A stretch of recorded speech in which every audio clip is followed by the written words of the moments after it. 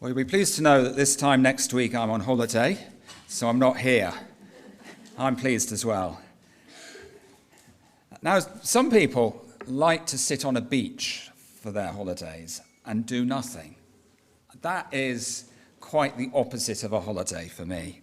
Holiday for me is all about walking, and going for walks in areas that I don't know and seeing new things, marveling at God's creation. So we're heading off to Scotland. Where else do you need to go than there? And I like the television programmes about walks, walking the coast path, walking Devon and Cornwall. And my favourite is the slightly strange walking the lost railways of the UK.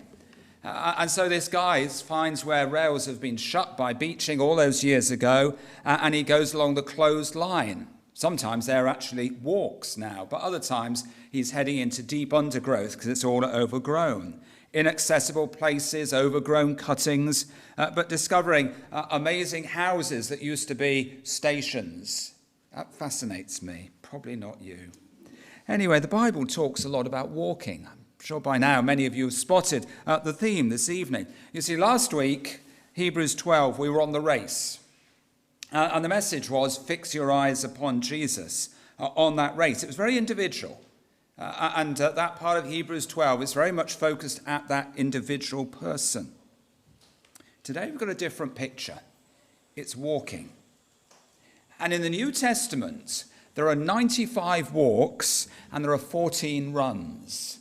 Now make of that what you want. Does that mean we've got to go on more walks than runs? I don't know, but it is clearly a theme. That's really what we're saying.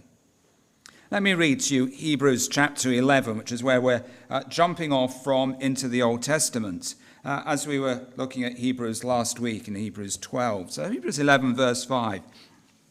By faith, Enoch was taken up so that he should not see death, and he was not found because God had taken him.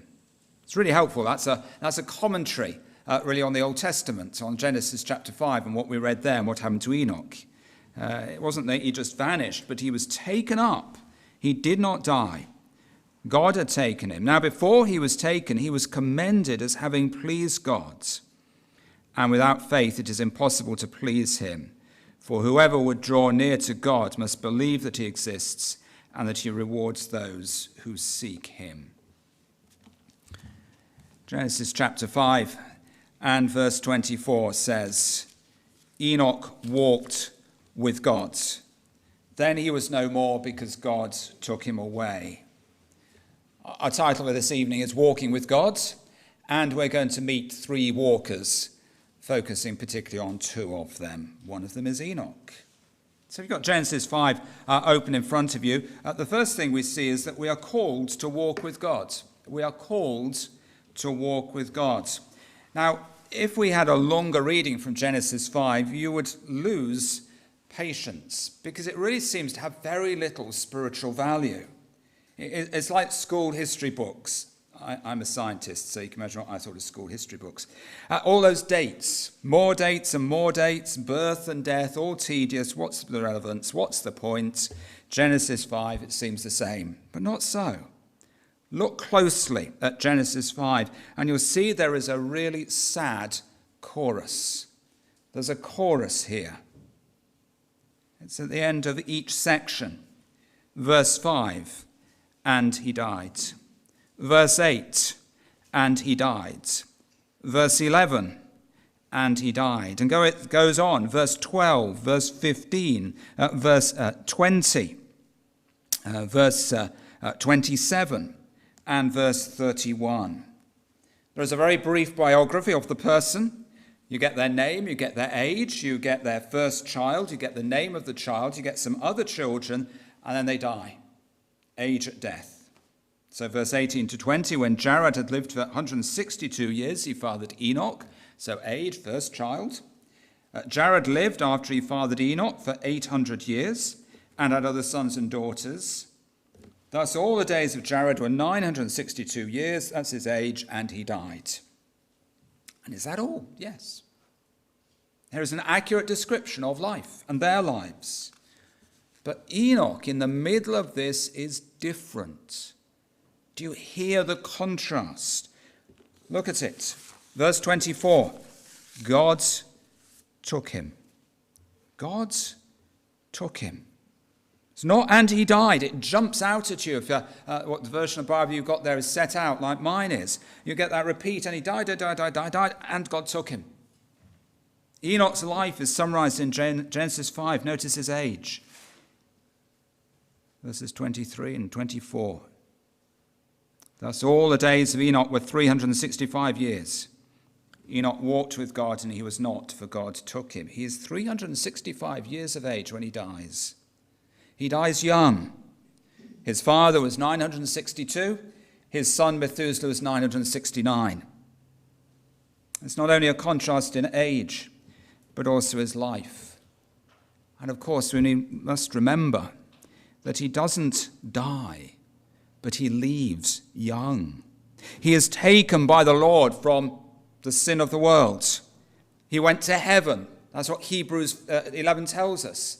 That phrase that he was taken isn't another way of saying and he died, but that he was taken to heaven. It's a deep mystery to understand this, but that is what God's word tells us.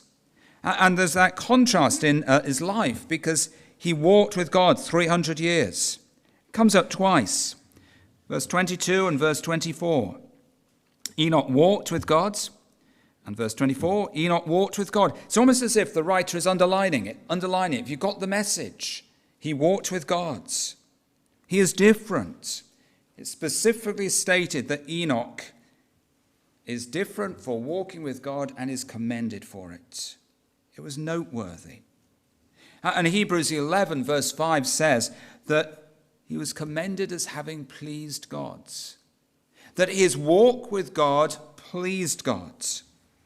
If you walk with God, you amount to far more than simply a few children, some great ages, and some different names. Enoch teaches us what we should be and are, and what we are to value. Walking with God in the Bible is seen as a sign of faith. It's not glamorous. It's not headline news. It's not gold medal stuff that we were sort of talking about last week. We're not there talking about the Olympics and all of that. We're talking about the ordinary and the everyday, and that's so appropriate. Enoch went for a walk.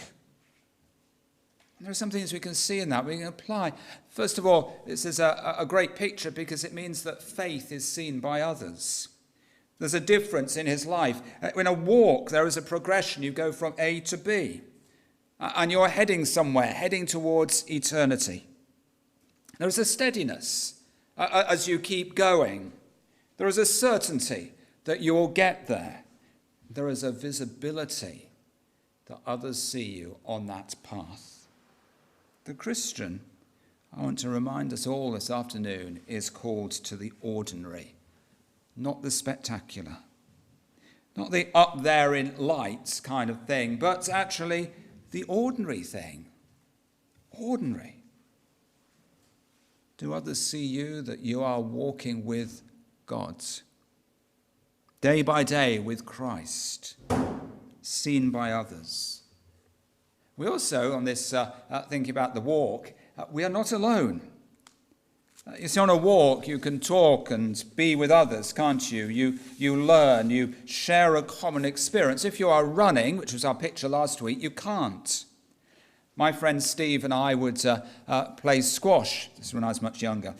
Would play squash after the prayer meeting.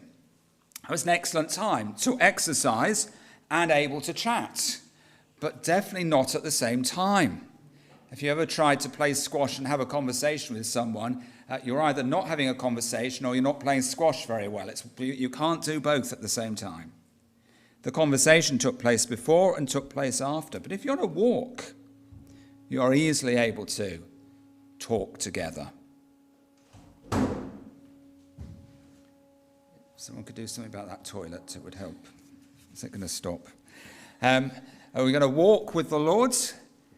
As the hymn writer says, we don't just walk with one another, but we walk with him. Enoch walked with God as we are.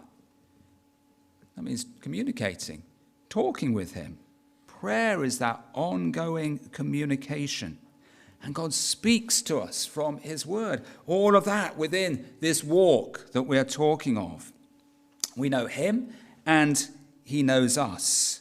Every moment endeavouring to be conscious of the fact that God is with me as we go on this walk. We go together and the Lord is with us in that. Faith is also about learning. And we learn on your walk, you're going to see many things, new things. On faith's walk, as we make this journey, we will learn from the Lord. As we grow humanly, as we face life's experiences, all those different things, we walk with the Lord through them.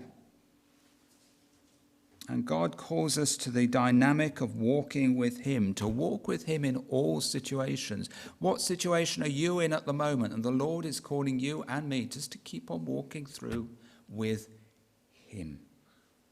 And walking together. We learnt that last week, the challenge to see how we are needed. Each of us needs one another. William Carey, the founder of the modern missionary movement, said this: "If he give me credit for being a plodder, he will describe me justly. Anything beyond that will be too much. I can plod. I can persevere in any definite pursuit. To this I owe everything." Plod means walk. Walk. We'll come back to William Carey later. Called to walk with God. Secondly, called to reject the world's way. We see this in Genesis 11. We might assume that the life of faith is easy as we're talking about this progression, this walk as we go along. Well, it isn't. And in Genesis 11, we have a contrast with what we have seen in Enoch and what we will see in Abraham. Chapter 11 and verse 4, here are the people of the world, and they are saying, "Come, let us build a city and a tower. And we're going to build it great. We're going to get the bricks together. We're going to get the bitumen. We're going to make the mortar. And we are going to reach the heavens."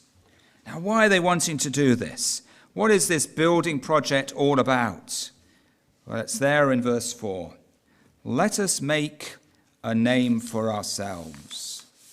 Let us make a name for ourselves. Man wants to make a name for himself. We see that all around us. That is our society. That fits perfectly with the world that we live in. Andy Warhol, the artist many years ago, it's many times quoted, said everyone has their 15 minutes of fame, or perhaps 15 seconds of fame these days. Public acclaim, to be known, glory, to be known, to be self-made, to be up there in lights. That is the longing of the world. But what is God's view? Verse 8 brings it crashing down. "So the Lord dispersed them." The very thing that this people were trying to avoid. Look at verse 4. "Lest we be dispersed over the face of the whole earth." Verse 8, "So the Lord dispersed them." And they were gone. Self-centered, man-orientated, and that left them achieving exactly the opposite of what they planned. They wanted to be a great nation. Oh no, they weren't. They were scattered. Verse 9. They wanted to make a great name for themselves. Oh no, they weren't. Verse 9. It's called Babel or Babel. And it is a great folly. Follies that are seen on estates today, National Trust estates, and there is a useless building, ornate, wonderful, but useless, somewhere out on the grounds, and it's described as a folly. And they wanted to have a great blessing. They wanted their name to be there. But no, instead, this people were cursed and judged. Their aim to make a name for themselves, there in verse 4, and we find there is not a single name recorded. You've seen that? In those verses, not a single name. Everywhere else, these chapters, it's full of names, but suddenly not a name. Failure. However, as we turn over the page, we see that the next 14 chapters are all about one name, that name which is Abraham. And here is one of the most significant names in the Bible and the world. You might say this, in the Christian faith, in Judaism, in Islam, Abraham is spoken of. And here is the contrast between faith in God and faith in yourself. And we've been looking at Hebrews, and in the context of Hebrews, that message is powerful. The writer writes to the Hebrews because those Hebrews were what they were wanting to do. Well, they were wanting to give up. They were thinking the way of Jesus is too tough. They want to go our own way. And here is the lesson to say, no, it must not be the world's way. That's the Tower of Babel. The Tower of Babel, it comes through loud and clear. You have to go against the world's way because the world's way is a way of disaster. Story of two brothers. One, James Hudson Taylor. He was called of God, having been gripped by the lost in China. He left his career, left all that he had, and went there. He founded a missionary society, China Inland Mission, now OMF. His brother, no name, rejected Christ and sought to make a name for himself. On his gravestone was written this. His name, this is James Hudson Taylor's brother. So it's the name of the brother, and then it says underneath, brother of James Hudson Taylor, founder of CIM. That just puts it perfectly, doesn't it? It is so costly to go against the world as Hudson Taylor did. It is so costly to walk in another direction, to sing a different song, but pleasing God is our goal. And there's another man in Genesis where that is very clear, and that's in Genesis 6. And look back there to verse 9. These are the generations of Noah. Noah was a righteous man, blameless in his generation. Noah walked with God. Do you see that? Enoch and Noah? They were both walking with God. The call that we have as Christians. And Enoch was commended as having pleased God. And here is another righteous man who pleased God. And what is the clue to why they were pleasing God? Because they walked with God. By faith, we are all called to walk with God. Being a Christian is going against the way of the world, against the thinking of Babel, and seeing that God's way is the best way. It's a challenge for us, isn't it? A challenge because the world is constantly pushing back. So we are often feeling as if we're going in reverse. But no, we've got to go against the world and go the Lord's way. We're called to walk with God. We're called to reject the world's way. And Genesis 12 tells us we're called to God's way.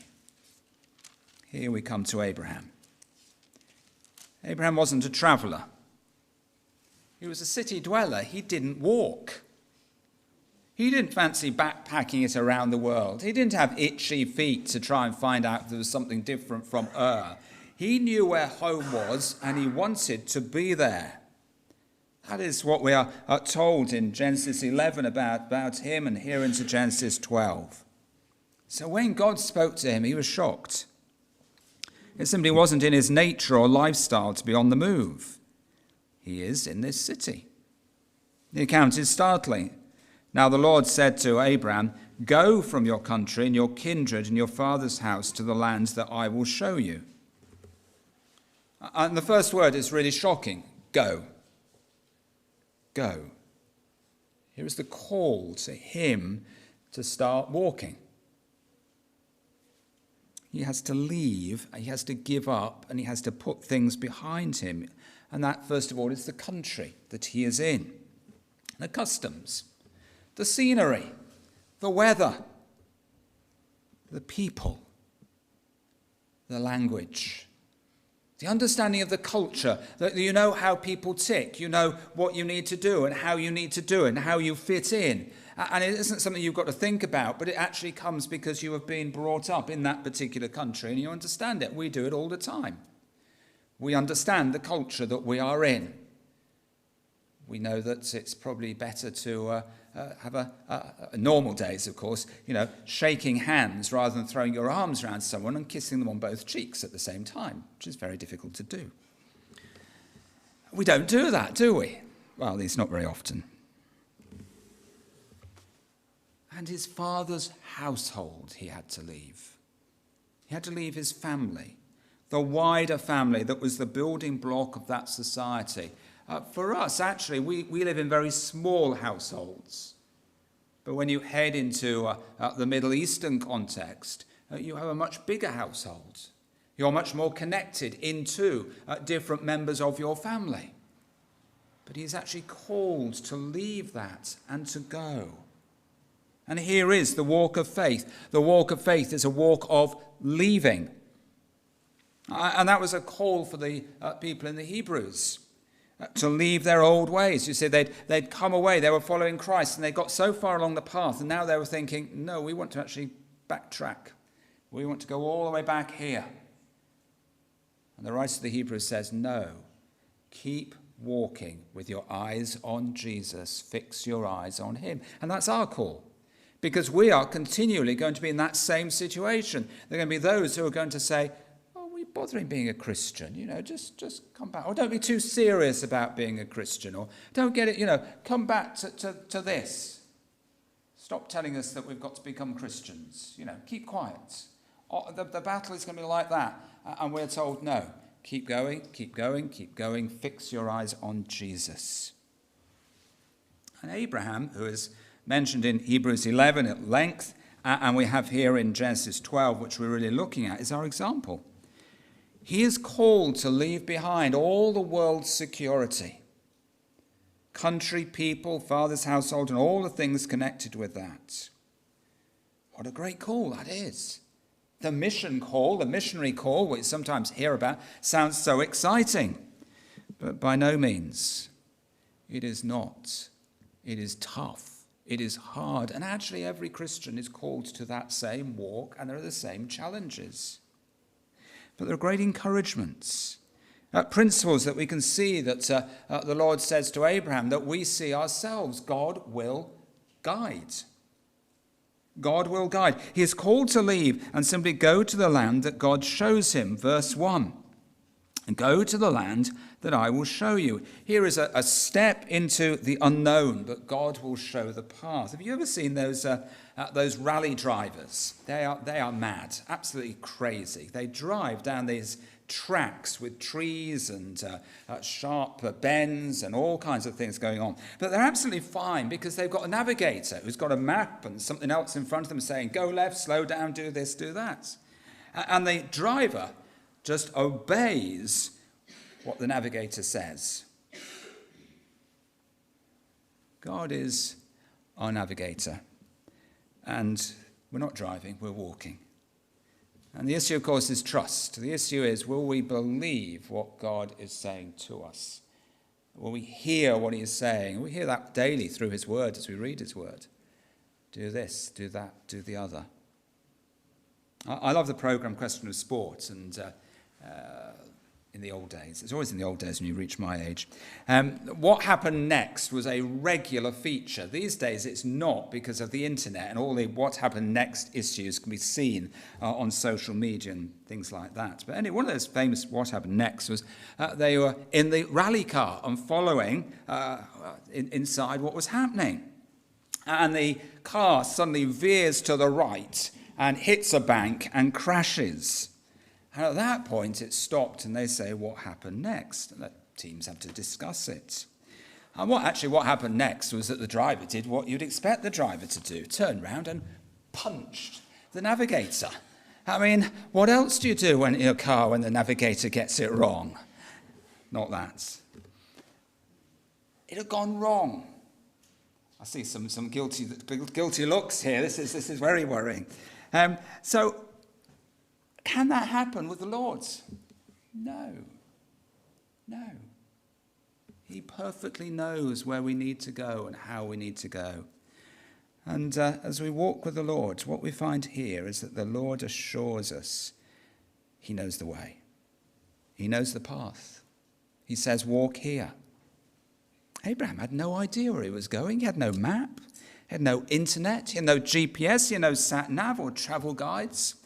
He did not even know there was a Canaan that he was going to and he was going to live in. He became a pilgrim and he walked with the Lord. That meant getting up each day and saying, where do you want me to go today, Lord?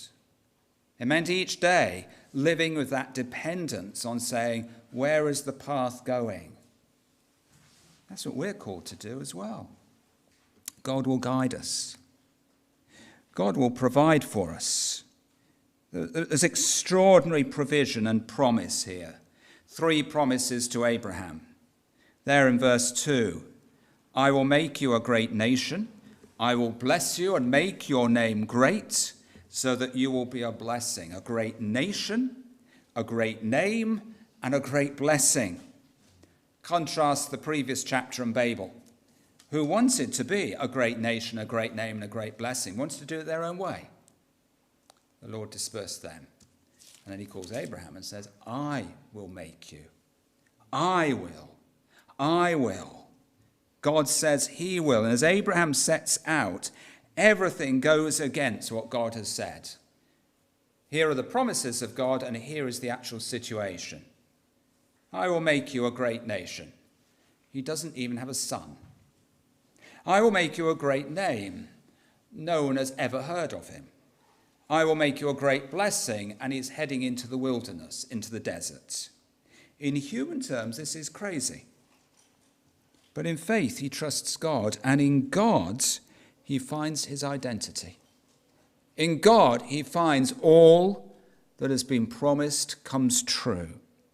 And Abraham, like Enoch and Noah, in between we mentioned, walk with God. As you read the next 14 chapters of this walk with all its ups and downs, you begin to see the promises fulfilled. But there we need to stop. We can't go with Abraham today. Perhaps you want to read on and see the ups and downs, because they are considerable. But as we leave here, actually the challenge comes to each one of us. Are we walking with God? Are we rejecting the world's way? Are we going God's way? Which is it for you? I don't know. All I know is about my own life. I spoke of William Carey, didn't I? And we're going to kind of end with William Carey. The man who plodded or walked. His story is remarkable. He had to go against the world. When he got this idea that actually it was a good thing to go and share Jesus with people who don't know about Jesus, someone said to him, young man, sit down. When God pleases to convert the heathen, he'll do it without consulting you or me. When God pleases to convert the heathen, he'll do it without consulting you or me. Wrong. William Carey was right, and he went against the world, and it was against expectation. What qualifications did he have? He was a cobbler. He could make shoes. But he plodded. That seems really wonderfully correct, doesn't it? As a cobbler, he plodded. He walked, for he saw the truth of a great God. And he said a little later on, expect great things from God, attempt great things for God. Will you attempt great things for God? William Carey was the first missionary to India. 41 years he was there, 700 converts, which he felt was really disappointing, 6 Bible translations, and countless other acts that he did. Because he plodded. And he inspired. He inspired the worldwide missionary movement. So Adoniram Judson, Hudson Taylor, and David Livingstone, amongst others. And there must be some link with Grace Baptist Mission and the Strict Baptist Mission there. In impressed not only by his words, expect great things and attempt great things, but I can plod. What about us? We ran the race last week and we saw at the end we need to fix our eyes on Jesus. Today, the challenges are we walking with God day by day?